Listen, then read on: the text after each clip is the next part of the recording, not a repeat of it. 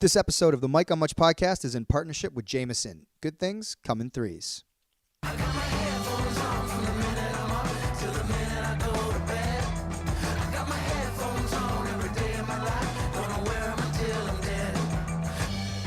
Welcome to the Mike on Much podcast. I'm your host, Mike Veerman. I'm here with my friend and trusted producer, Max Kerman. We are here with our pop culture aficionado, Shane Christian Cunningham. And, of course, as per usual on the dials, we have intern Erica. Guys, we're doing the rare morning record. This hasn't happened in a while since Max moved back to Hamilton. It is 9 a.m. on a Wednesday morning. Yeah. How's everybody feeling? Everyone feeling awake? Max, actually, why are we here so early in Toronto today? You've pushed things back since you moved to Hamilton. I don't know why, to be honest. It must have been based on a conversation with Ashley that we made this decision. And Well, don't you have some big Air Miles show today? Yeah, we have Arkells have an event in the evening. Yeah. So and then we have shows the next few days. So but we already did a podcast this week, didn't we? Did you get on a bus this morning, though? No. I got on a bus last night because I was not going to do the commute this morning. And Lauren was working at 6 a.m. and she had to go to bed last night at like 9 p.m. because she has her shift. So if she's like going to bed at 9 p.m., I'm like, I'll just get on a later bus and then sleep at Dan's place in your building. See, this is what I was getting at. Yeah. I was like, there's no way you're going to come in the morning. So I assumed you had something last night. Yeah, no. I just had a very leisurely night. I went to a movie actually last night with Matt Fruchtman. What'd you see? Shit, I don't even know what it's called. Okay, what was it about? It was a Spanish film with subtitles. Antonio Banderas is in it. Okay. It's by an acclaimed Spanish director. Penelope Cruz is in it. Shit. Man. Was it good? I kind of enjoyed it. Nice. Kind of. That's a ringing endorsement. Yeah. Apparently it had like 99% on Rotten Tomatoes. It's called like Pain and Glory or something, but it's all subtitles. But that's not the title, but it's something like that. Oh, I have to see this. Yeah, it was good. Though no one's going to see it. So spoiler alert if you plan on seeing the movie I don't even know the title of. But there's a little bit of heroin use in it. Okay. And heroin use, like any kind of drug use like that, always really just creeps me out. Not creeps me out, but just makes me both sad and also I just like don't even want to look at it. It's just like I have no stomach for any drug use in movies, like hard drug use. Sure. So you're not a Trainspotting fan? I watched that movie eventually, like about 20 years after it came out. And there's enough other stuff in that movie but anything gets into really graphic detail when it comes to like heroin or needles or any of that stuff. What about just snorting a line? That seems more like a party, so it doesn't... Heroin equals depressing, cocaine equals fun. Yeah. Also, I guess it depends on like what the soundtrack is when it's happening. Yeah. Good point. Someone's like doing coke, but there's like it's a party and there's no real consequences. And how much money they have in the movie, too. That's true. Yeah.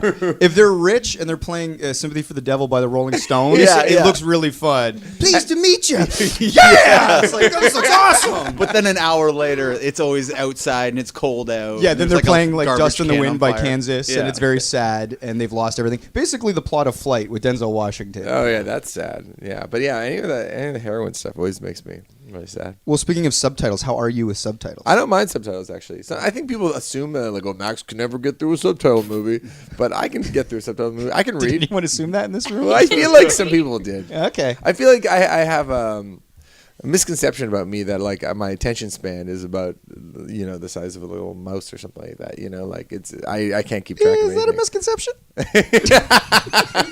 But if I'm like telling a story and it takes a little while to get to the point, you will look over my shoulder and around the room. You're a good barometer. Like I don't think you realize you're doing it, but you are a good barometer for bad stories. Just looked away. When subtitle story, I was there was a movie called Crouching Tiger, Hidden Dragon. I don't know if anyone remembers that. But I went on a date with a girl to see. I decided to bring her to Crouching Tiger, Hidden Dragon. I'm like, we'll go see a movie. This is like a this critically acclaimed film. It's a little bit artsy because it's got subtitles. I'll seem I guess kind of important or impressive, or that I've got good taste in culture. So I bring her to this movie and we watch the movie. And it's at the time I was like, I love this movie. It's so good. And we got her to the theater and I was like, so what did you think of the movie? And she was like, oh yeah, it was great. It was really cool. I'm like, what do you think about like that the part in the plot where, and I explained something in the plot, and she goes, oh yeah, I remember that. And I'm like, well, what do you like? Do you not remember part of the plot? Oh no, I know. She's illiterate. That's what I thought. She goes, I go, weren't you like following the plot? She goes, about like 5 minutes in, I stopped reading the subtitles. I go, so what did you do for an hour and a half? She goes, I made up my own plot. Was this Danica? No. This woman's name. This is pre-Danica. And I was like, you just made it up. And then I asked her what she thought happened This in the girl film. sounds fascinating to me. Yeah. Who the fuck does that? It's not a horrible strategy because Where was the date with Shane? It was when Shane and I first met, actually, yeah. because you almost need to watch the subtitle movies twice. Because if you're looking at the words, you're missing what's on the screen. Yeah. So if you watch it once, maybe first time I would read the subtitles, and then the second time just watch it without. Wow. It'd be cool. Yeah. Or pay less attention to the Sure, subtitles. sure. I don't watch movies twice usually, though. So. Anyway, did you end up getting jiggy with this person, or? Yeah. We dated for a bit, actually. Yeah. Did that date end with a kiss? Yeah, I think so. Nice. Yeah. It was a long Score. time ago. Crouching Tiger, Hitting Dragon came out I think it was in high school, so it's like, yeah, it was a long time ago. You Maybe dog. just out. But, Erica, where do you land on subtitle films? Very middle of the road. I actually saw Old Boy for the first time. The original. The Korean version, yeah. Mm. Very good movie. Crazy ass movie. Have you seen it? That movie gets freaky deaky. Yeah, but you in don't all the expect bad it. ways. Right. Yeah, in all the bad ways. But it was a good movie. If anybody knows the plot to Old Boy, there's a terrible twist at the end. Max, are you intrigued? I don't know anything about this movie. All I know is that it's called Old Boy, and it gets It's twist. Well, now you've ruined it for everybody. Spoiler Beep alert. that. Yeah. Okay. You'll just beep that word for before twist. And Yeah, it's whack. yeah. They actually remade it too, an American version with Josh Brolin and Ashley Olsen. Is Wasn't that it her name? Spike Lee? Yeah, Spike Lee directed. Yeah, It he was- read it was he a- redid it was a it. joint, I guess. Then. Yeah. Spike Wasn't Lee a joint. movie, it was a joint. Yeah. Anyway, what were you gonna say? I feel like we cut you off. Well, it's fucking not to be the guy that talks about the weather, but it's terrible outside right now. Well, it's chilly out there. It's brutal. And I had a couple questions before we get to our topics. Well, first of all, after the podcast that we recorded the other day, I raced the bus. I had to talk to Ash for a minute and then raced the bus. And then the bus was canceled. Was your bus canceled too? yeah. And then, yeah, I don't know why. I guess because the weather was so bad. And then I had to wait for a train, which was another like 25 minutes. And then the train doesn't get you to Hamilton. It gets you to Aldershot. Then you have to take a bus. And Lauren was in Dundas, so I had to like get the band van and then drive to Dundas. And it ended up being like a 3.5 hour commute. Oh, were you just fuming by the end? I was furious. I can imagine with you. Oh God, I was so fucking angry, and I told Lauren, I was like, I'm gonna need about a 15-minute like decompress time when I get home. I'm just gonna go up to the room, turn off the lights, and not talk to anybody. And then I was like, Did you actually do that? Yeah. Wow. Yeah, and I was just so furious, and just thinking of all the injustice. I was like, who am I going to sue? And it's also brutal today. But I was just wondering, like, what are? I had two questions. The first question is, what are like the best winter antidotes? This is just should be a self-help session right now for Okay. everybody listening. What is the best way? Because right now it's the middle of early November, and it feels like it's the middle of January. And obviously this will pass. I'll probably be okay in like a week or so. Well, But- Danica's saying is there is no bad weather if you're dressed for it. That's bullshit. She's wrong. Yeah. Total lie. Yeah. Yeah. I mean, like, because She I goes, was if you're dressed walking. appropriately, you have the right boots, you have the warm enough coat, you have the hat, you'll be fine. Well, you know what? Maybe the antidote is thinking more like Danica. Yeah. It's a mind over matter kind of thing. I mean, what I- other things do you guys do? Like, are you talking about to like brave the actual Well, just elements, the or you winter mean just to blues. get over the blues? I'm thinking of the winter I blues. drink a lot more in the winter. Yeah. Yeah. I do weekday drinks all the time. And you think that genuinely helps? I know it helps in the short term, but long term, over the course of the winter, does that become a struggle? Because obviously drinking in the short term is a good time, but then you Right. end up being hungover and Depends sad. on what music is playing and how rich you are. Yeah. It's a real factor. I think reading. It's good. It's a good time to read and watching movies. It's a good time to catch up on all that stuff because all the things you feel almost guilty for staying inside if it's really nice out. Oh, sure. So snuggling up with a book or a movie. Yeah, it's more fun to watch a movie when it's very cold out. That's true. Can I say that I've heard this a lot, and Danica sometimes will do that. Like, it's so nice out. Why don't you want to go out to the park? Or like, I would go to a lot of matinees. Like, I wouldn't care. Like, if the birds are out and the sun is shining, and it's like there's a movie playing at 1, I would absolutely go into a theater during the day. I do not care. Oh, during the summer. I've never harbored guilt about staying in on a nice day, but I know a lot of people have that feeling. But I've always been like, no, I think I'll watch like 2 Lord of the Rings films, and I don't have a guilt about it. I only feel guilt when people try to guilt me. Well, isn't that life really? Just like, what's projected on you sometimes overtakes what you actually would feel. It's a good example of it, Yeah. where like people are constantly like, "Well, don't you want to get outside?" It's like, "No, I didn't." But now that you're saying it, you're making me feel like I'm doing something wrong. And like, for instance, it's like everyone's like, you're an adult, you need to have a house and make it look nice and etc. And I'm like, I will sleep on any fucking couch at anybody's house, and that's perfectly fine with me. But I'm being guilted into this adult life, which is bullshit. Well, for you, it's fine because you have the option to buy a house if you want. Sure. It's different if you don't have that option. Oh, sure. Yeah, but even still, I feel like if I didn't have the option, Mike's point is that he's a happy camper going, and I Absolutely. think I'm a happy camper in whatever my situation is. I think maybe I'm lying to myself, but Yeah, but if you truly don't care, you can't be guilted into it, can you? But No, I but think Mike's this is saying the he whole is. point about social pressure. Is it's like you can't be guilted into it, but it makes you second guess your thing. You're like, is there something wrong? Why aren't I out enjoying the sun? Like, am I? It's like that thing when you're a kid. And it's like eat everything on your plate. There's kids starving in other places. It's like, how many people would like to be out enjoying the sun? It's like, yeah, but I don't want to eat what's left on my plate, and I want to watch Indiana Jones. I don't want to go outside. but I'm questioning my thought process. Yeah, I just being a Canadian, I feel like we cherish our summers more. So when it's summertime, I was always out when I was a kid. I would be out from the second school was over till about midnight every night. I was never inside. But in the winter, I was inside the entire time just watching movies and stuff. So it was a great time to play catch up on movies, and in the summer, it was a great time to be active and to be under hone bed. your basketball skills or whatever. Yeah. Okay, so I think that's a good suggestion. Is like sort of revel in inside life. What Yeah. else? What else would we do? A little I'm thinking if you can afford it, little getaways. I mean, that's probably the answer. But again, That's a big if you can't, rejuvenation. but again, you need the resources. It's Yeah. tough to just say, get away, go somewhere warm. Yeah. It's like, But I will say It does help, It though. is if you can afford it, and even getting away like for 3 days. It doesn't need to be like a 7-day to 10-day trip or something like that. If you can find a cheap flight to like Florida, and by the way, there's a lot of flights to Florida, and it's a short flight, same time zone. You can get down to Orlando in like 2 hours and 15 minutes. It's like faster to get to Orlando than it is to get to Regina.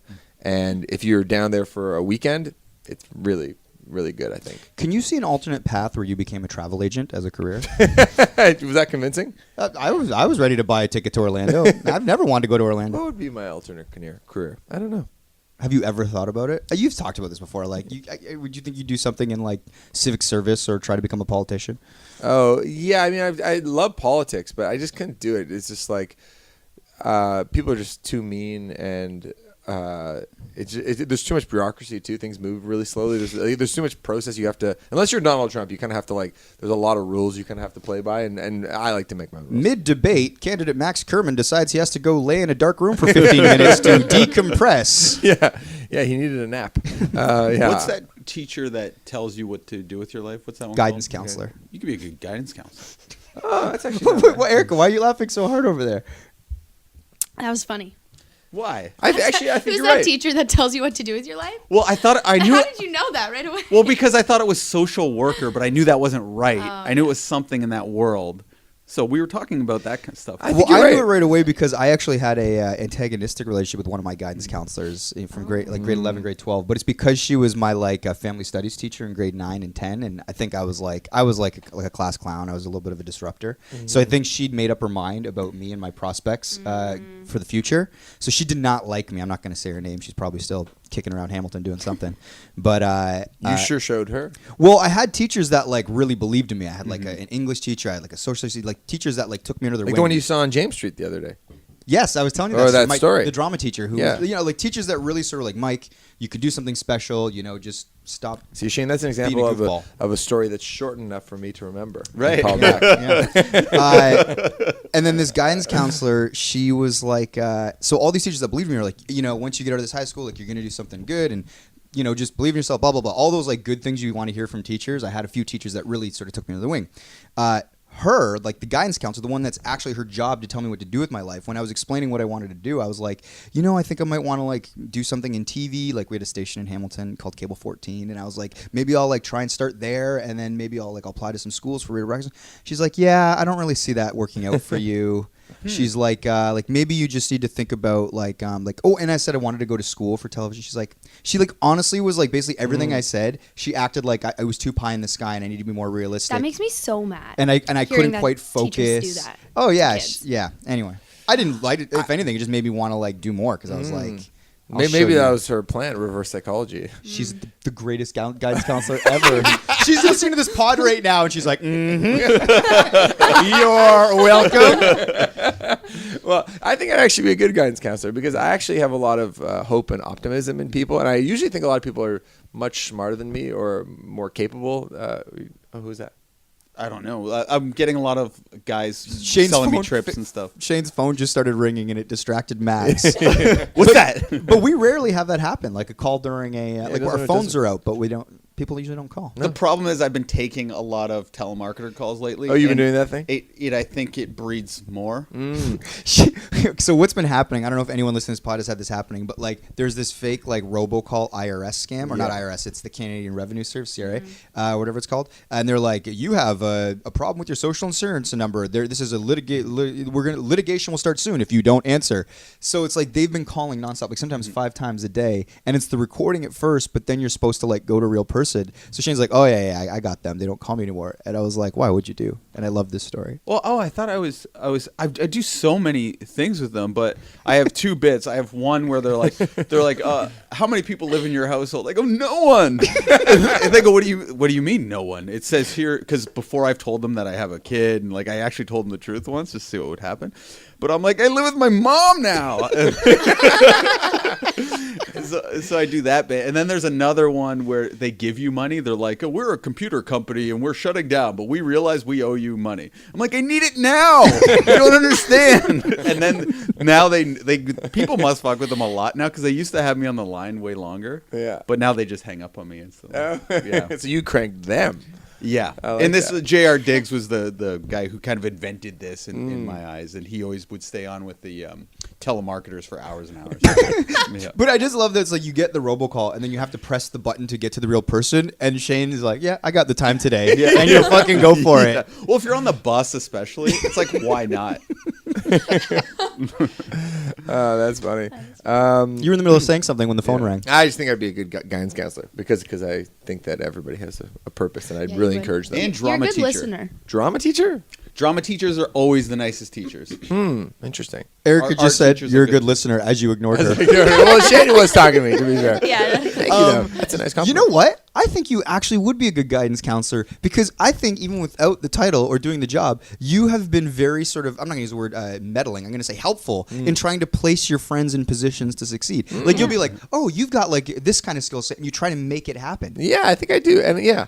I can think of like 3 examples where you've like absolutely sort of like positioned things so that they would work out for your friends For my because you friends. think that they have a certain skill set. Yeah, This, and this podcast is an example. Yeah, it's true, and I'm a good delegator too because I know I can't do anything personally in any like realm at all, but I know this person would be good at that or this person would be good at that. Yeah. so go And that's do- what guidance counselors do. Yeah, and then but it really just comes back to serve me because everybody will just help me do what I want to do, which is not work a real job. So here we are.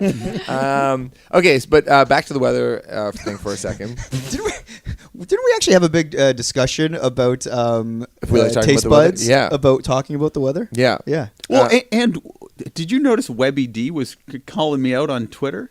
Oh, yeah, What? but For what? talking about the commute. He's like, Oh, yeah. no one talk about the commute because just be glad you have a job indoors. Ooh, Yeah. our former social media master, Webby D. Beloved Webby D. Beloved. Well, maybe not by Because he Shane, acted like it was hack to talk about the commute. But he was talking about the weather in that tweet. Did you notice that? Yeah. So it's like, Well, how because did he he's say- saying...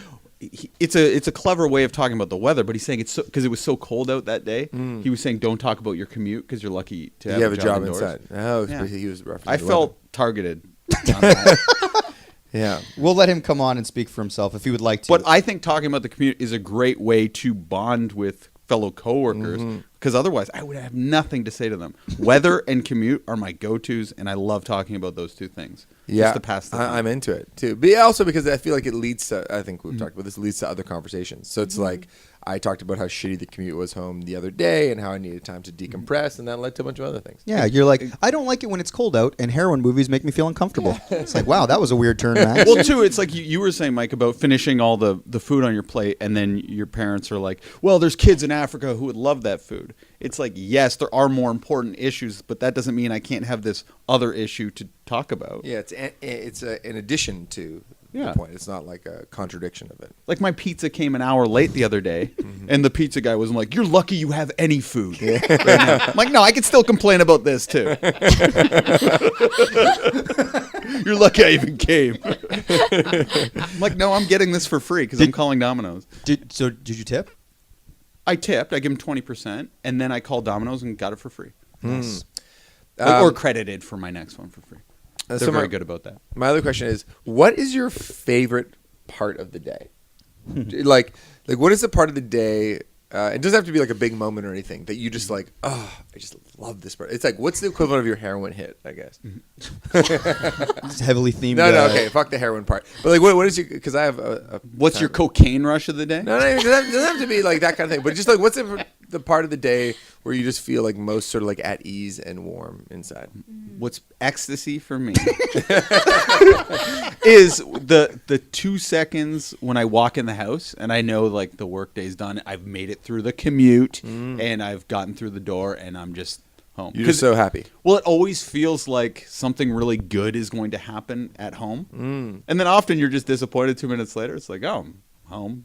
It's kind of boring. But it feels like it always feels like it's going to be good when I walk through the door. Oh, good. That's great. That actually speaks to what a nice house, like the idea of your house in your mind is a very safe. I warm love my place. house. I'm obsessed. My wife and I are obsessed with our home. Like I was saying the other day, we think we have a mansion. We talk about it constantly. That's great. And last night we just played video games from the second I got home till past midnight. I went to bed at 1 last night, which is very late for me. Just because you were playing video games. And Toe Jam and Earl just came out with Extreme Mode, which is an impossible game mode to play. What's beautiful about video games now is the creators can update the games after you've bought it, and we beat it somehow. Are you and Alex competitive with each other when it comes to like when you're playing video games? Well, I'm constantly bickering with her. I'm very aggressive and like yelling at her. But I think you can yell if it's a video game because it's such a innocuous It's thing. not a domestic dispute. But it was intense. And then I ended up ironically dying before her. Oh. So I grabbed the controller from her and played as her character. But we beat the game. Extreme mode. Push her off the couch. But we beat the game together. We actually Why'd you do air quotes when you said together? No, I'm just, talking with my hands. And but we actually play in bed with the projector, so it's all very comfortable and cozy. And Alex just cleaned our whole bedroom, so it looks very neat and comfortable nice. right now. But yeah, last night was a great night. Great night. Okay, Mike, what's your favorite time of the day? That's a great question. There's probably 2. Can I guess one of them? Hit me. Yeah, go for it. I feel like Mike enjoys his lunchtime. Interesting. I never would have guessed that actually. But I don't could even be, think I you could eat be lunch. wrong. Yeah, I do. Well, I don't eat breakfast, so lunch is the first time I eat during the day. Okay. So it is it's Intermittent faster. I get it. I will say, that wasn't going to be on the list, but Shane, that was very observational of you. I feel like. Well, what I like about I've noticed too, because back in the day when we had a lot of employees, everyone would want to go out for lunch all the time, and unless it was somebody you didn't see very often, like Julian or something, or if Myers had left to go to a new, you typically wouldn't want to go waste your lunch hour not being at your desk reading articles or sports thing with freedom, because if the boss walks by and see you got a sub there and chips and a drink, it's like, oh, this is Mikey's free time. Oh, yeah. And you can watch YouTube, whatever, in peace. yeah. Yeah. Without Shane. So I do love, like Shane said, you throw the food down, you catch up on the news of the day. It's good. Not my favorite time though, just because I feel like it's like you are still at work. You know what I mean? Yes. And if we all won the lottery tomorrow, what would I be doing with that hour from noon to 1? Not that probably. But also that kind of speaks to, I was going to say the 2 sort of favorite times of the day are when I first walk in, to Shane's point, Winona is usually sitting in her little like Danica's feeding her. So like when I come in at like whatever 5:36, the baby's like there, and she like turns immediately and sees me come through the door. Nice feeling. And she gets so excited, like she starts smiling and like hitting the little whatever you call it, high chair thing. And it's like I come up and I give her a hug and a kiss. That feeling is the best. So that's my favorite part of the day. But then, Can I give you a real answer? Yeah. after Winona, the minute Winona goes to bed, and then me and Danica will just sit for 10 minutes and don't say anything. We catch up on our phones. We kind of just like have a moment, and then we're into our evening. And it's like like the work for tonight is done, and it means that you kind of have a couple hours, and then you got to go to bed. But so like that's a nice moment. What's your favorite part of the day? My favorite part of the day, I think, is like when I first wake up. I love. I'm really big into easing my way into the day, and I was actually talking about you to Lauren. I was like, I don't know how Shane just has to get up so fucking early. And many people have to do this, obviously, but I get to have this life where most days I get to wake up and sort of like at exactly my own pace. I don't lollygag, like I don't like just hang out in bed for an extra 45 minutes. Like once I'm up, I'm kind of up, but I like to like go down, get a coffee. It's usually by myself. I don't like talking too much to Lauren. Lauren sometimes wants to start chatting my ear off. I'm like, this is max time right now. Lights off, Lauren. Lights off. Yeah. No. But I really love like going on Twitter. You get that like that rush, the serotonin. Is that the serotonin? Is that the, Yeah, that's a good one. And you were catching up on like whatever was on the internet, and the coffee starts to hit you, and there's like this like 20 to 30 minute window where I'm not in a rush. I'm not so alert that I feel like I have to do stuff, because I feel like once the coffee has fully hit me, I feel like I get into busybody mode where I'm like, okay, let's go, which I also enjoy too. And then I want to start talking to people and getting shit done. But there's this moment where I'm just a little calmer and I have nothing to do. I have no one to talk to. And it's just like a very sort of like peaceful, exciting, sort of personal, like 15 to 20 minutes. Before I had a kid, I loved laying. I wouldn't get out of bed for like a good like 30 minutes. Just You you wake look up, at your- yeah. grab my phone, and honestly, I would watch like the last 5 minutes of every game from around the league on NBA League Pass. Yeah. And I just do that, and I would just Isn't like, that nice? oh, it was the best. But like, I gave that up when I decided to make a baby. Yeah. You're a morning person. Kind of, in a weird way. I'm a I was listening to Jeff Bezos talk about his mornings, and he was very similar to your routine. See, we have a lot in He common. never has a meeting before 10. He has a rule. He calls it puttering. He likes to just putter around in the morning. He's like, make my coffee very slowly, have the coffee, make eggs. I'll feed my kids. I'll just wander around. I'll look at news stories. Wow, yeah, because I obviously, if you have a small child, you have to get right in the day, or any age child for that matter. But having that time to not like jump right into the day, because obviously there are times where I have to kind of go, all right, let's fucking go. You wake up and you're like on it, and that just is so jarring to me. I've become so soft, by the way. Yeah. Obviously. I'm But soft. you work hard so you can be soft. Oh yeah. Erica, what's your favorite time of the day?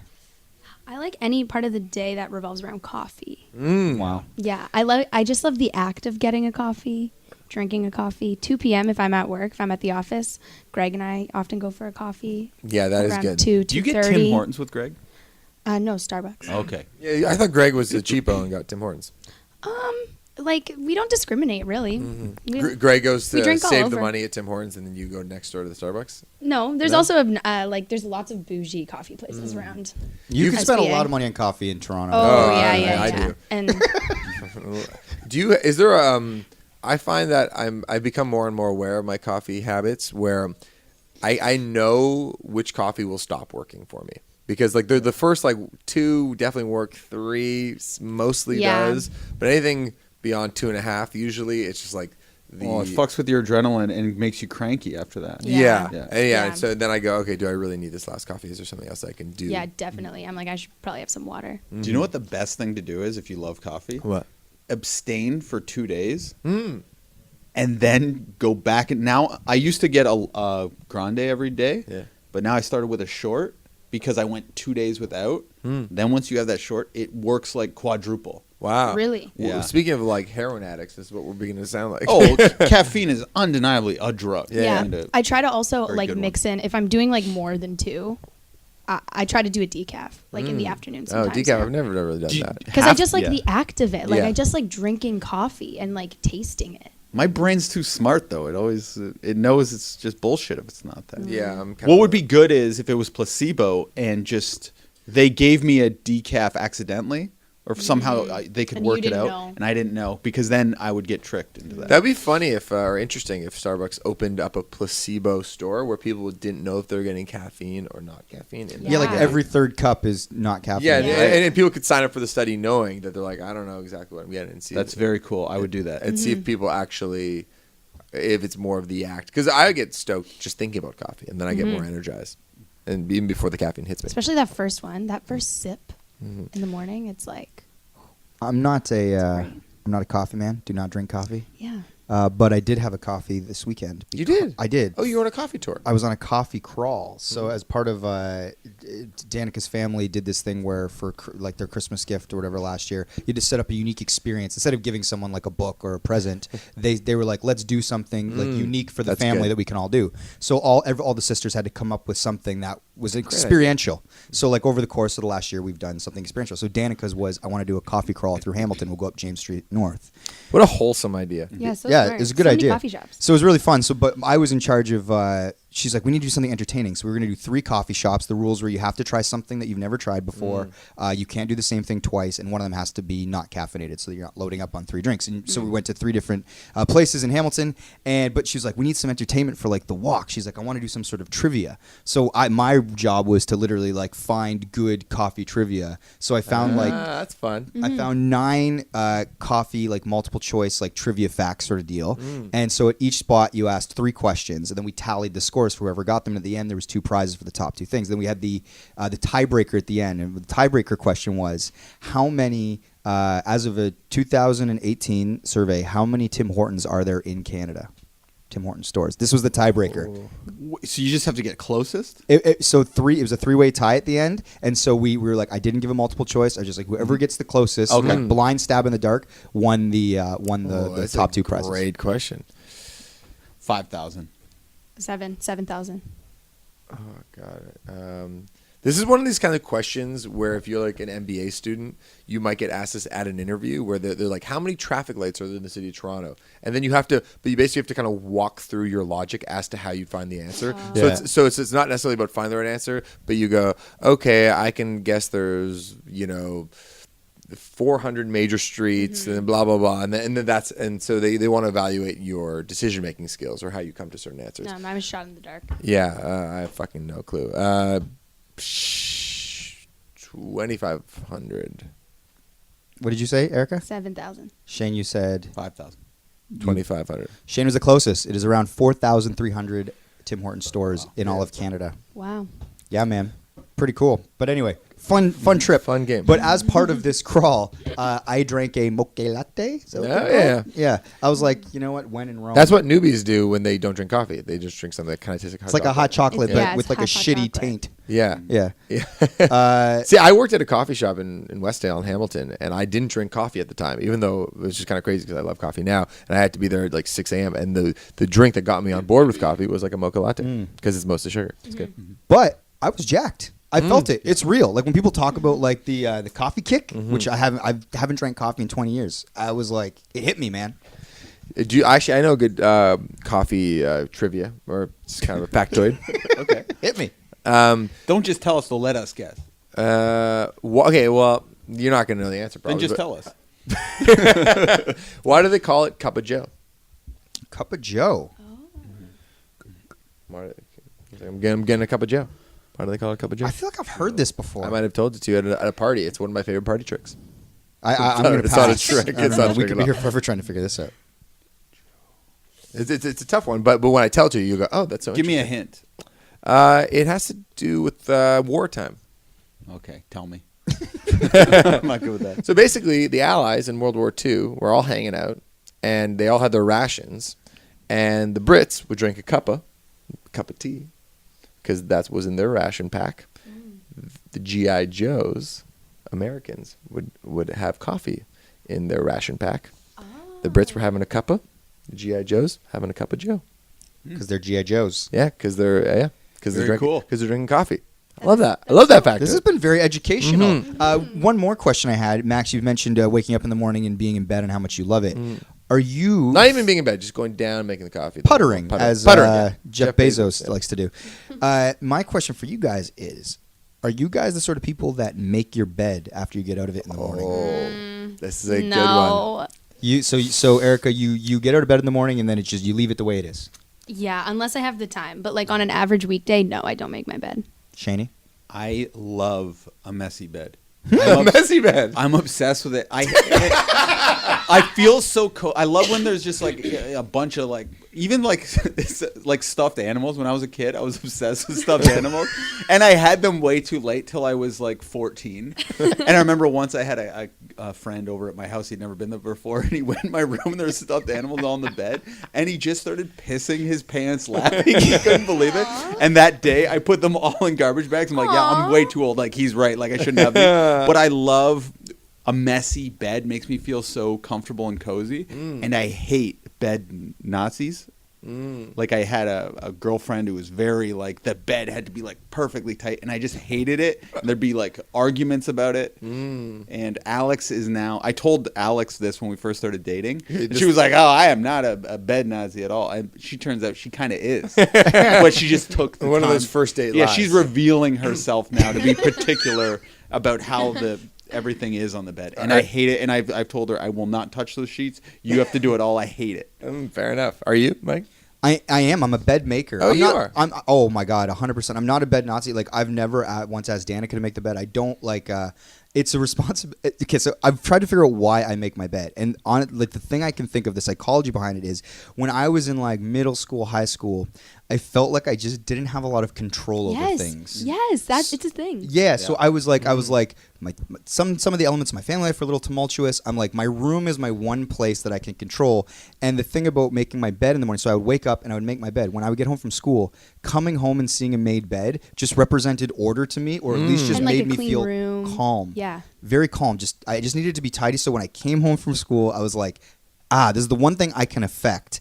I've carried it through my whole life. So when I wake up in the morning, the first thing I do is I make my bed. And then when I'm puttering around, showering, listening to a pod or whatever, I just like when I look at the bed, it's made. And the opposite of Shane, I can't stand looking at a messy bed for me. But I don't want Danica or anyone to make it. I'll do it. I actually enjoy doing it. And I'm not tightening sheets or anything. I actually hate like when hotels are too tight or the bed's tucked, the comforter's tucked into the bottom. I ain't about that life. It just needs to look a certain way. And now I've been doing it for 2 decades or more. So I'm just like, whatever. A lot of gurus give that advice, like Really? online and stuff. They say, like Jordan Peterson, that's his big thing too. Like make your bed, because it's showing that you accomplish something during the day.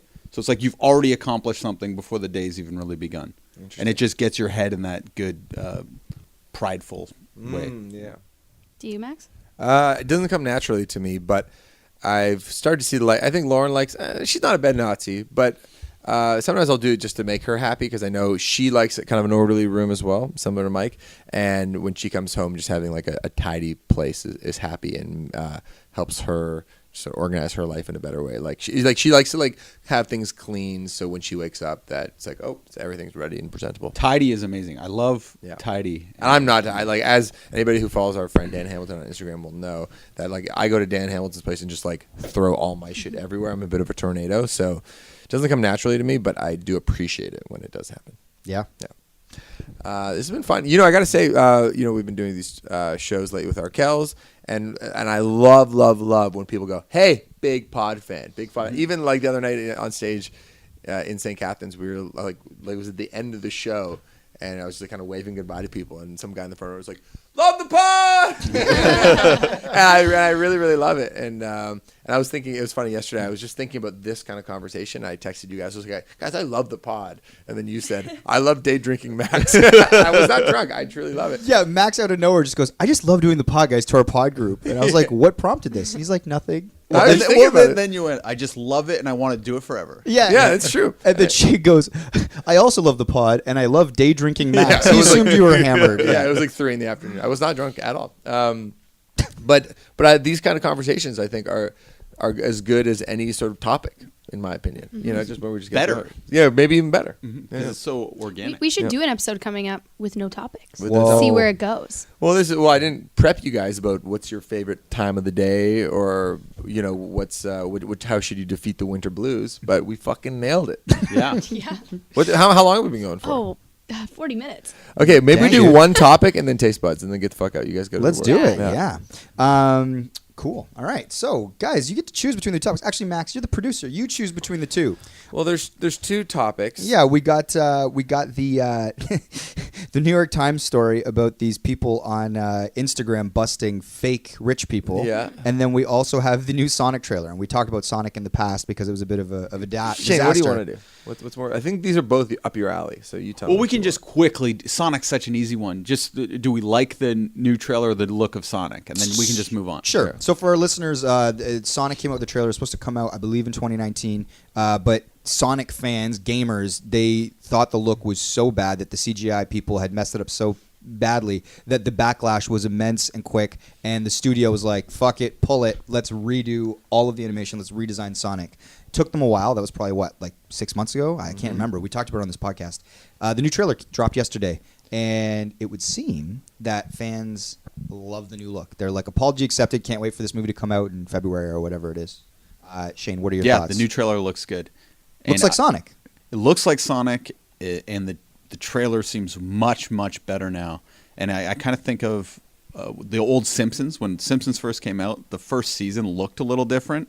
The voices were a little different. Like Homer used to be like, "We must have the worst family on the block." Yep. And he didn't talk like himself. And you think, oh, what's the big deal? Who cares? It's just the same jokes, just slightly different voice. Looks a little bit different. But it makes the biggest difference. Like the movie Her, like Spike Jonze had to recast the voice of the phone to Scarlett Johansson. And it was originally another actress. But But isn't this the kind of thing that normally gets covered in focus groups though? Like what is interesting to me, like is this setting a precedent for if any like fan community like doesn't like something that they're just gonna like make the studio, and also sometimes fan communities don't necessarily have the right answer. I mean, in this case, they seem to have had the right. this answer. movie was made for the fans, though. Okay. Like, were you going to go see Sonic? No. So then in some No, ways, that makes sense. Yeah, but like I agree with what you're saying, and I think it's an interesting example of sometimes when you listen, Too Many Chefs or whatever, it's like if you listen to the masses and you sort of change course, sometimes that can be for the worse, meaning you end up compromising and you end up with something that's not successful anyway. This seems like an example where they were like, we've heard you. We're going to correct it. They made it better, and now the movie's probably going to be like it's almost like they got more goodwill with their fan base and sort of the people they're talking to. Yeah, no, you think you're right. I think it totally worked in this example, but it's just like I was hanging with Matt Fruchtman last night, and he brought up a good point where he's like, a lot of times the things that people think they want aren't actually good or going to be successful. So he's like the new Terminator movie, which I think is really failing, right? It's failing, but it's well reviewed. Okay, it's well reviewed, but it's failing. But it's like- nobody had an appetite for it. Yeah, well, I think he said, well, they probably would have tested it, and they probably asked audiences, do you want to see do you want to see Arnold back? Like, yeah. It's like, what if we like made one of the other action heroes like an older lady, maybe put a spin on like what an action hero looks like? Okay, sounds cool, but no one actually is going to the movies to see it. So I just think that there's like, it's interesting that like it doesn't always work. Depends what the comments are, too. Yeah. It's like when you get a YouTube comment, and if it's mean but it's accurate, it really hurts. But if it's just bullshit, like, you suck, Yeah. it doesn't hurt. So I think they heard the comments about Sonic not looking right, and then they looked at it, they're like, they're right, this looks shitty. That's so funny that it would have passed so many tests. That's the thing that fascinates me. Is that unbelievable. That it's like they've spent years and years making it, and I'm sure they market tested with so many people, and then they put it out, and it's still like, oh, everyone hates this. Yeah. Is there an example of a piece of art that you guys that came out that everyone was like, what the fuck is this? And it turned out to be terrible that you wish they had revisited before it came out? I think Lost is one of the most disappointing television shows ever, and because I don't think they had like a strong vision necessarily.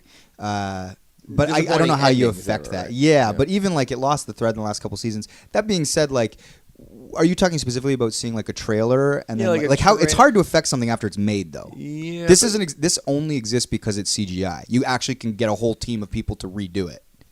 Yeah, I'm thinking about like. Or, I mean, obviously the thing that happened with All the Money in the World, where they replaced Kevin Spacey with Christopher Plummer. Yeah, that was They more- actually just reshot those scenes before a movie came out. That was probably a wise decision because Kevin Spacey's a pariah now.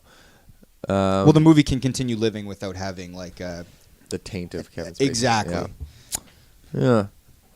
But yeah, when Michael Bay redid Ninja Turtles with CGI instead of the real foam faces. That kind of bothered me. And do you think that movie suffered as a result? I didn't see it. Did it do well? I don't know. I would have seen it had they had the foam masks, though. So you should have started an online petition. I don't give a shit that much. But rich people. faking Rich it. people. Moving on to the second topic. So anyway, Sonic people. Seems like they did the Good right for thing. you guys. There you go. Hey, Oh, also, dude who does the voice for Sonic is Schwartz. No, yeah. Jason Schwartzman. No, Middleditch and Schwartz. Oh, the Schwartz, guy from Silicon Valley. No, the other guy. So there's Middleditch, Thomas Middleditch. Who's Oh, from the other Silicon dude, Valley. Ben Schwartz. Is it Ben Ben? Schwartz. Yeah. And he's the voice. So I'm happy for him because I saw him perform as Danforth. See the guy from The Office? No, he is on Parks and Rec though. He's Alfonso, or it's not. That's not his name. Okay. You talked about seeing their show though. They're They're all very talented. improv, right? Improv comedians. Yeah. Okay, this is an interesting story. The New York Times reports, on the internet, no one knows you're rich except this account. It's easy to look successful on the Instagram. Now, getting caught is easy too. So in February, an Instagram account called @BallerBusters cropped up and began wreaking havoc on the flashy Instagram entrepreneur community. Its goal, to expose phony entrepreneurs using a mix of screenshotted receipts, memes, and crowdsourced information from followers. The account seeks out people who don't, and then this is in quotes, act their wage. So whatever it is about this account, they've already like thought about a lot of like hooky sort of like sayings. Like baller busters is interesting because people are acting like ballers. Act your wage is a fascinating sort of thing. I've never heard that little tag before, which is somewhat clever. It's an interesting piece. So you can read the article, but yeah, what are our thoughts? Is this more about the fact that this account is like sort of holding people to account? For Yeah, lack of a well, better you know, word? Or is it that people are misrepresenting themselves on the internet? It's an example like libertarians, saying the market will correct itself. And when there's a bunch of bullshit artists participating in the market, something like this crops up. That's capitalism or whatever the fuck. And I think it's good. If the government's not getting involved with these fraudsters, this Instagram account is. Do you act your wage? I don't know. What do you think my wage looks like on our Instagram account? I Do would we seem particularly opulent? I think I would guess you had $1 million in the bank. Based on our Instagram account? Yeah. Really? Yeah, I mean, you're playing your account arenas. is always Yeah. just playing to so many people, and like it's you behind the scenes, like look at these guys working for me. Oh, a little bit. Yeah, sure. Yeah, no, but I feel like there's also a lot of. You mean we're having this conversation in the middle of a Canadian tour where the shows are bigger, but there's also Yeah. like a lot of other posts of us like at a truck stop in the UK or playing club shows other places which aren't the biggest look either. So I think if you're looking closer, I feel like it's. I mean, everybody puts a certain like sort of spin on their Instagram account, Yeah. but I think we're pretty honest. But you're right. I mean, occasionally it's like we do sort of. Show But I off mean, a you little do bit. let people behind the scenes Yeah. of your huge shows. Yeah. There's- You'll be rehearsing with like 15 band members, and Yeah. looks like it's a pretty big deal. Yeah. And then if you are showing like I slept in a hostel tonight, it's like you being like humble. Yeah. But not untrue. Do you know No, what I mean? Yeah. I don't think you're being phony. But I'm just saying your presence. You show the really great things, and Yeah. then you'll show the more average things. Yeah. So that feels representative. Yeah, but it doesn't mean I'm a million. But actually, it's to your point. People, I feel like generally have like no clue as to like what we make or what, and I don't totally know what we make either. But no, I'm just like, are the bills getting paid? Cool. Like, do I owe anybody money? No. Cool. That's sort of like what I think.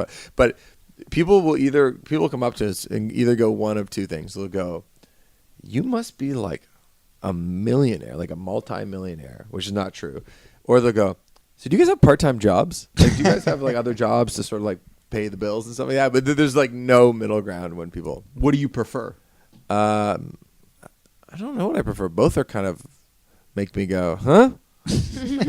Right.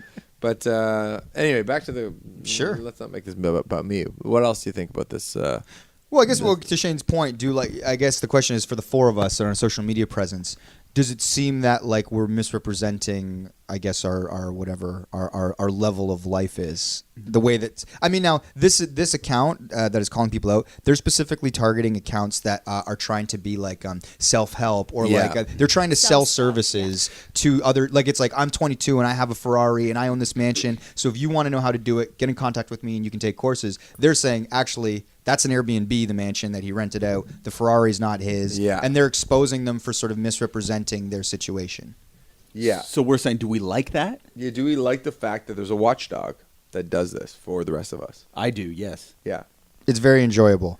I guess the only negative would be if they targeted somebody, like if they. I mean, I don't know how you could ruin someone who's being honest. Do you know what I mean? Like, so what's the downfall? Like, if they got it wrong, but if you read the piece, they talk about how like they consider themselves journalists and that they have certain standards and ethics by going after these people. They're investigative journalists, so that when they're sort of exposing these frauds, they're saying that there's a certain level and standard of research that goes into it before they put someone on blast. Yeah, I just think the internet is like the Wild West right now, and there needs to be like watchdogs like this holding people accountable for like misinformation, because there's the FCC when it comes to television, right, and radio, right, when it comes to like how you can't be misreporting things or spreading like propaganda that Like is, governing bodies, like I advertising want regulators governing and bodies, things. because I think there's a lot. The internet can be a dangerous place, and there's a lot of kids out there that are very easily tricked, and when there's all these Instagram accounts that look so shiny and bright, that have that level of influence on kids, that like, and these kids might be like paying money and losing their own life savings to get this advice that will never actually work from some fraudster. I like that. I think there needs to be someone like that. Let's people in say check. the guy does have a real Ferrari and he does have a real mansion that he's in. Maybe he didn't get that mansion and that Ferrari from his business advice he's giving to you. He got it from saying he's going to give you business advice, and he's made all that money from just scamming you. So fake it till you make it kind of thing? No, I'm saying it's legit, but the way he got his money isn't through actual advice. It's through telling people he's giving you actual advice. Well, his advice should be, my advice is to scam other people. yeah, here's how you start a successful scamming operation. operation. Yeah, if the advice is honest advice, and that advice is you should scam people, then fair enough. Yeah. But if it's like some other bullshit advice, then no. Right. Yeah. Do you Eric? show your wage, Erica? Act your wage, I mean? Like, I think so. Like, Instagram's obviously a highlight reel, but like, I don't have many means of making my life look too much more glamorous than it really is. So it's usually just pics from a pub or, you know. Yeah, I think there's something that happens where it's like some people on Instagram, like usually pretty popular accounts, like it's like it's the kind of content if you share, like if you're flaunting yourself constantly, like I'm on a private jet, I'm going to the Super Bowl, or I'm doing something. It's like if that's the kind of account that you have, I think people. That kind of makes people feel like, oh, like, man, it's like that person has a really good life. There's something that feels really good about exposing the artifice of it if it's fake. Because then they're like, actually, you're a fucking liar, and that's not it. And like, why are you even doing any of this so that people, you know, all that stuff. So there's like kind of this weird, like, what's that word? Like Schadenfreude or whatever. Like you enjoy watching sort of it be exposed for the fallacy that it is, because you're already going like, who lives that good of a life? You know what I mean? If it's not somebody famous, let's say. But yeah, like my sort of use of social media, I think, is pretty honest. Like anything, like we do some cool things. Like if I got awesome seats at a Raptors game, I'm gonna have it on the Instagram story. But I got awesome seats at a Raptors game. You know what I mean? Jimmy. Yeah, it's Jimmy, my boy Shout outs. Jimmy. But it's What were you gonna say, Shani? What is the psychology you think? Because anytime we're doing something very cool, it almost doesn't feel real if we don't post at least a little snippet of it. Great question. Why do we want to do that? It's a great question. Is it to make people jealous? It's sort of to celebrate your own wins. Yeah. I don't think it's necessary to make people feel jealous, but just as like a little update on your life that things are going okay. Yeah, to show people like, oh, I'm kind of doing all right, right? Yeah. I really admire people who don't participate in any of that, like Matt Savelli or something like that, like who doesn't have Instagram. Matt Savelli's our good friend. He's a professor at McMaster. But just like the instinct to pull out your phone is just not a thing for him. Yeah, but what's he gonna post? No. Oh man, he's in the cafeteria today at McMaster. No, but Matt travels all the time. I'm kidding. I'm obviously kidding. Love Professor Savelli. And it is kind of a point of pride not to. It's like reverse spotlight on you. Yeah. To not post. well, because to he gets not the post. accolades for Yeah. setting it out. And then there's the mystery about you. It's like, what do they Exactly. really do? I mean, What are they that's up a cynical to? way to look at it, though. I mean, also Savelli's just like, I just don't give a shit. I just simply don't care and carry on. Yeah, that is kind of admirable, I think. Yeah. It's different these days. Right, but I mean that's just a disposition. How come his is admirable but the other one isn't? Well, because it's not seeking out sort of any sort of acclaim or eyeballs. It's just him caring about his day, doing stuff. Right. So that's his personality. Yeah. I guess he's very humble, and being humble is considered to be admirable. Just for me, I go, oh, I wish I had a little bit more of that. Right. Sometimes that's all. Yeah, no, that makes sense. And Of by the not way, giving a shit about social media. Yeah. Or any of it. Yeah. yeah. Yeah, just being like, I am doing this solely for my own happiness, and I'm not doing it for any bit of like ego delight, which I think we could all use a little bit more of. And I appreciate when people like just do stuff and don't feel the need to post. Ego delight is an interesting term. Yeah, I just invented it. Is Like that it- why? What were you gonna say? I was just gonna say it's cool when there's like a guy who's really ripped, and you look at his Instagram account, but he's not shirtless in any Yeah, I pics. love that. Yeah, Me that's too. very cool. You know, you can just Not worth cutting you off, Mike. I'm sorry. He was just staring into the distance, thinking about this. That is very cool. Oh man. So what were you gonna say? I don't know actually at this point. Now I'm just picturing a ripped guy wearing a shirt and just being. I want to know what he looks like under that shirt. Is there That's an- why I don't post any shirtless you don't do photos. shirtless photos. You're so humble. Yeah. You know, I'm like the guy Shane's talking Oh about. my! Actually, when I was at your show last week, when you guys like ran off stage before the encore, my sister was like, "Oh, I think I see Max back there. Does he have really skinny legs?" I'm insecure about that now. Oh, sorry. No, go But ahead. it was funny. I was like, "Yeah, he kind of does actually." She was like, "Yeah." And I like seeing when a guy's jogging and he's not in good shape, and it's hot out, and he takes his shirt off. You like that? Yeah, because it's like that guy's actually needs to take his shirt off. Yeah. And then the opposite, when a guy's He's really too ripped, hot. when it's a really ripped guy's running and it's not really that hot out, and he's carrying his shirt and he's running without it. Like you wouldn't do that if you weren't in great shape. Yeah. Same level of heat, you wouldn't do it. Here's a question: do you think that it is untoward? So to Shane's point, like let's say a guy works really hard on his body. Like he's like, listen, like I actually do spend 3 hours a day in the gym when other people aren't putting that kind of effort in. So if I'm going to take a jog around the park, in the fall, I actually am going to take my shirt off because I put in 3 hours a day. So it kind of matters to me. The same way that someone's like, I bust my ass so that I can go on a vacation to, I don't know, fucking. You name it, Portugal 3 times a year. I'm gonna post it because I work hard. This is part of the reward, no matter how shallow it is. Would you call it the ego Delight. The ego delight.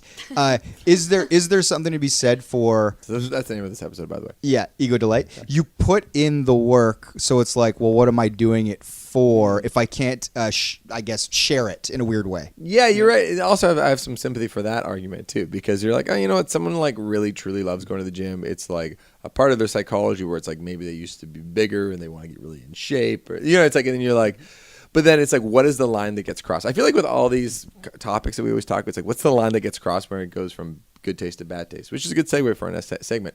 But where it's just like, okay, great, you like going to the gym, you take pride in like being in shape and being healthy.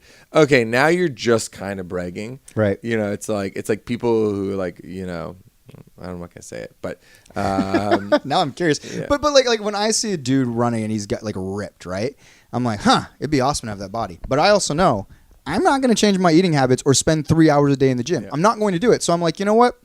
Take your shirt off. You've earned it. And I will keep my sweater on and eat some Snickers bites and watch fucking basketball. we'll high five each other on the way. And, and I don't feel as good about myself, but I feel comfortable with where I'm at. In that respect, you don't feel as good about yourself. There's probably other ways you feel much better about yourself. Absolutely. You said, Let's like, just I'd say kill- naturally beautiful men or women, and you go to like they don't work out a lot, anything. They just have a beautiful face, and you go to their Instagram and it's all selfies. Right.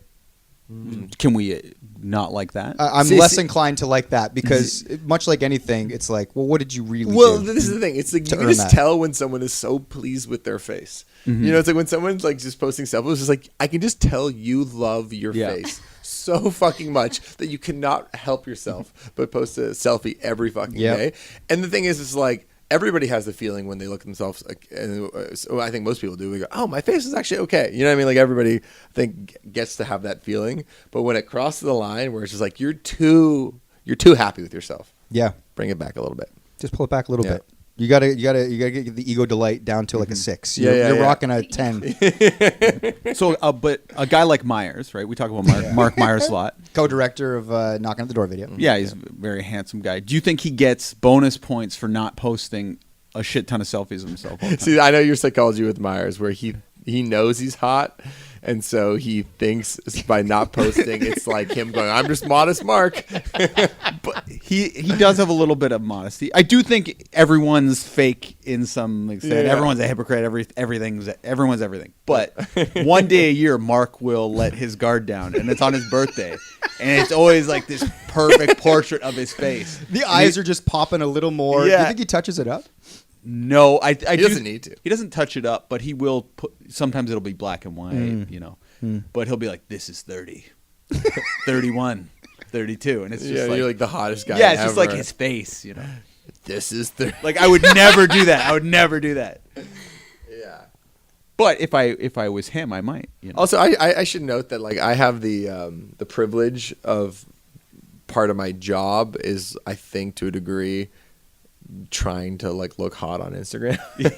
Where it's like I can scold full-time job for amazing. Max. No. I can What do scold. you mean you don't have a regular job? Well, This sounds like hard work. Listen, like any other So what do normal you do? Joe, any other. I have a lot of jobs actually. I do many things in Well, addition to my point is, it's easy for me to scold any other normal Joe who just like posting like hot photos of himself. I'm like, oh, get over yourself.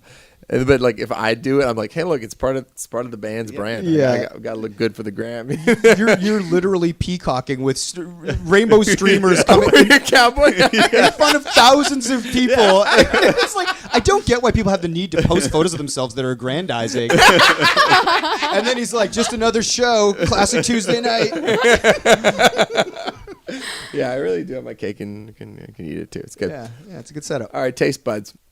All right, guys, this is our Taste Buds segment in partnership with Jameson. We will be discussing a single subject, debating if it's in good taste or in poor taste, because, like we say on this pod, good things come in threes: Jameson, ginger, and lime, and podcast hosts. All three of us will weigh in with three unique opinions that suit our tastes. Guys, today we are talking about conversations in a cab, a ride share with your driver. Good taste, poor taste. What are you guys thinking? Well, it depends on the conversation. But a conversation I hate that opens up is if they say, "Where are we going?" I'm like, what? Isn't that on the app that we're using? And I hate when that thing isn't working and I have to explain because I'm very bad at directions. But I do love, and I do not ask this anymore because it's been so publicly shamed. I love asking, how long have you been working for Uber? Or sorry, how long have you been driving for?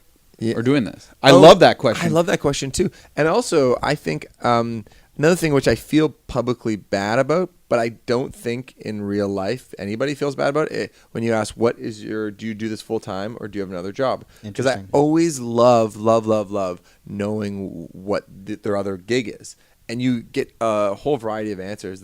My most recent ride, I asked the fella what he does, and he picks produce for Walmart at the food terminal. And I was like, oh, I never thought about that. And then I was at Walmart the other day buying some produce, and I was like, my guy probably picked this, apple that I'm about to buy. Okay, so he's doing this very probably hard work. He's really hustling in life. Do you get embarrassed when he asks what you do? Yeah. Professional hot guy on Instagram. That's my side gig. Here, take a look at this Instagram post. I'm trying to drive, sir. Check Yeah. out the likes. Here's the thing. I wouldn't start a conversation. I'm always like, you're pleasant, you get in, whether it's hailing a cab or a ride share. It's like, hey, how's it going?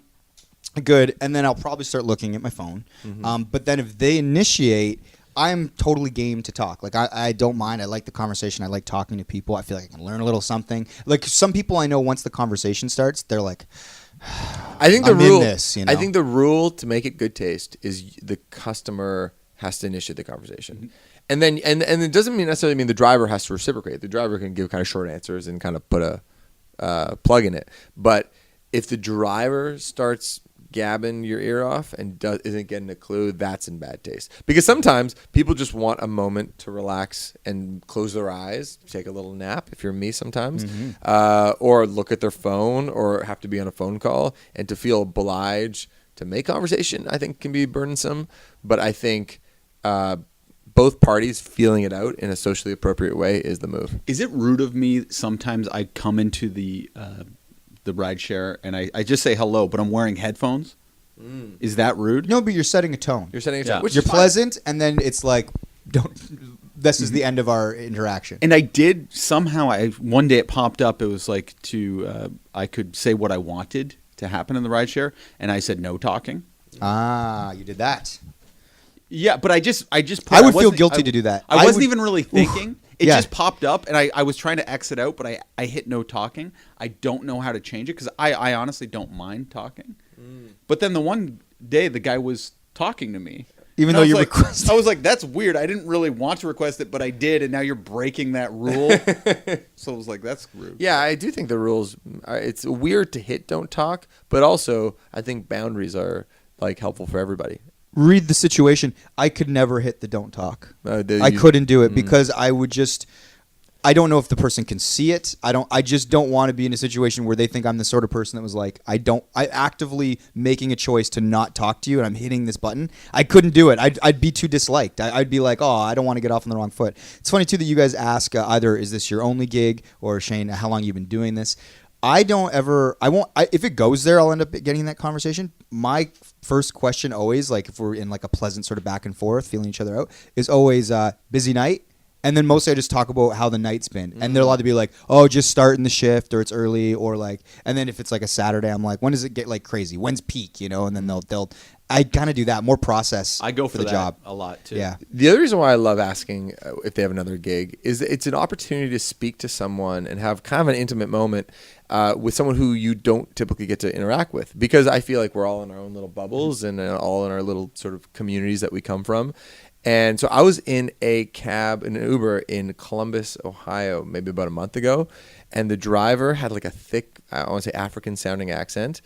And we got chatting. And he was a very interesting guy because he had the country music station on. And he was singing along to every word in his thick African accent. I was like, this is just really interesting. Yeah. And so I asked him, how long he's, and the other thing is like, you don't want to say, how long have you been here for? Just to assume like, oh, you don't think I was born here? Because that's not but I was just truly interested in his story. Yeah, anyway, it was a delightful conversation. And I asked him like, when did you, are you into country music? And I'm not particularly in country music, but this guy is. And he was like, oh, I love country music. I started listening to it because one of my riders put it on. I was like, oh, I think I love this music. I was like, oh, this is such a charming story. It's something I would never have got in any other part of my life. And I was so happy to share this moment with kind of a stranger.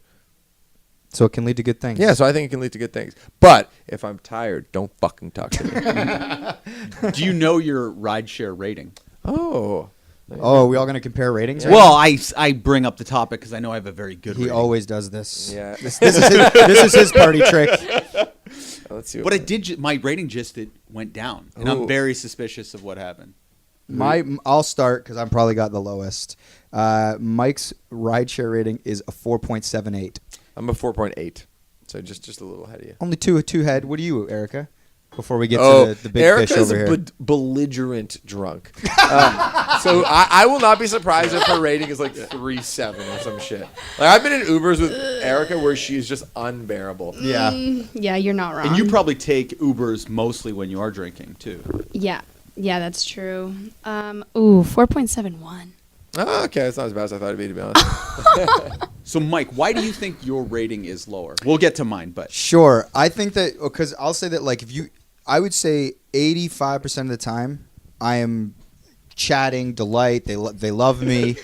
But then 15% of the time if like I need to really be somewhere and I feel like they are not taking the right route, I'll be like, why did you go on that street? And they'll be like, well, the app told me to go on that street. I'm like, yeah, but clearly you could just go up here. Like I know what the computer said, but like you're getting frozen. Or another thing that happens is they'll say, oh, it'll be out front in 2 minutes. And then it takes like 12 minutes. But because I needed to be somewhere, and really it's my fault, I left it late, I'll just be short. I'm never like mean. I would never like yell at a driver or anything like that. But I'll just be like a little bit of that. And so then I think that sometimes gives them like fuck this guy. Yeah. That's all I can chalk it up to. I've never had a bad experience in an Uber or a rideshare. So. That's such an instinct where you got to check yourself whenever you're dealing with someone sort of in the service industry. When you get a little petulant, I got petulant the other night, and then as soon as it happened, I was trying to buy some like a drink at the hotel lobby, just like some soda water before I went to bed,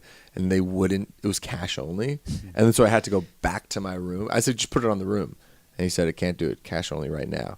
And I was like, and I could have tapped with my card, and I was just like, just kind of giving him a dagger, and I was like, this poor guy is working. It's like 3 a.m. He's working like a Holiday Inn. It's like, does he really? And also, he had been putting up with like a hockey team, had like a lobby party, like a bunch of 45-year-old dads at their like weekend hockey tournament. Had been man. partying until about 3 a.m.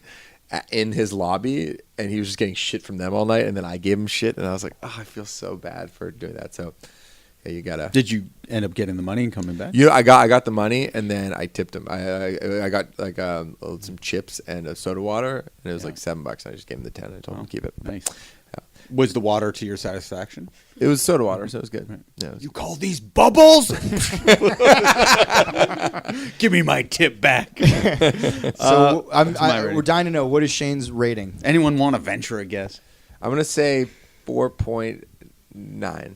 It was 4.95, but Whoa. I've been bumped down somehow to 4.94. Who are you blaming this on? Alex? Was she in an Uber with you? And she was acting out. No, I think a guy was wanting to be chatty. He saw that I marked "Do not talk to me." He didn't like it. Fair Or I enough. walked in with my headphones. That's why I was paranoid about that. Right. You really pride yourself on that rating. Yeah, I'm very polite. And if a guy's going the wrong way, I will go the wrong way for 10 minutes and not say shit.